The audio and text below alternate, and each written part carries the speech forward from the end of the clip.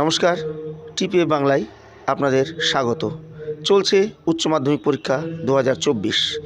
এই পরীক্ষায় অকৃতকার্য হওয়ার কথা মাথায় রেখে অনেকেই আত্মহত্যার পথ বেছে নেয়। ছাত্রছাত্রীদের মধ্যে কেন এই আত্মহননের প্রবণতা, কি বলছেন বিশিষ্ট মনোবিদ ডক্টর রঞ্জন ভট্টাচার্য। উচ্চ মাধ্যমিক পরীক্ষার্থীরা যারা পরীক্ষা দিচ্ছেন তারা এখন এই মুহূর্তে বয়স সন্ধিক্ষণের মধ্যে রয়েছেন। এই অ্যাডোলেসেন্ট পিরিয়ডটা আমরা 10 থেকে 19 বছরের মধ্যে দেখতে পাই যে এই সময় একটা ইমোশনাল টার্মোয়াল হয় এবং মাধ্যমিক এবং উচ্চ মাধ্যমিক পরীক্ষা এই দুটো কিন্তু ভীষণ স্ট্রেসফুল। আত্মঘাতী হওয়ার চেষ্টা করা বা ব্লেড দিয়ে যে হাত কাটা, এই প্রবণতা একটা বিশেষ টাইপের ব্যক্তিত্বের সমস্যা হলে দেখা যায়। এই ব্যক্তিত্বের সমস্যা বা পার্সোনালিটি ডিসঅর্ডারটাকে আমরা বলি ইমোশনালি আনস্টেবল পার্সোনালিটি ডিসঅর্ডার বা বর্ডারলাইন পার্সোনালিটি ডিসঅর্ডার।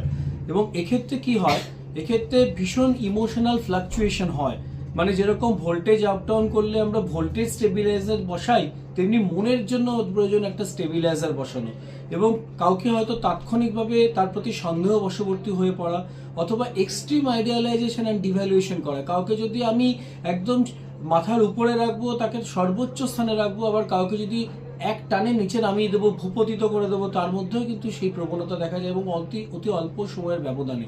এইরকম মানুষগুলোর জন্য প্রয়োজন হচ্ছে সঠিকভাবে মনস্তাত্ত্বিক বিশ্লেষণ এবং মনোচিকিৎসা। অবশ্যই স্ট্রেস একটা কারণ, হয়তো তার সাথে রয়েছে পারিবারিক কোনো সমস্যা বা সেই মুহূর্তে একটা প্রচন্ড উদ্বেগে আবেগের বশত এই কারণটি ঘটিয়ে ফেলতে পারে। তবে সামগ্রিকভাবে বলতে পারি, এই ব্যক্তিত্বের সমস্যা যদি থেকে থাকে বা স্ট্রেস রিলেটেড ভালনারেবিলিটি থাকে, তাহলে কিন্তু ভবিষ্যতেও এরকম ঘটনা হওয়ার সম্ভাবনা রয়েছে। বাবা মাকে এর জন্য যত্নবান হতে হবে।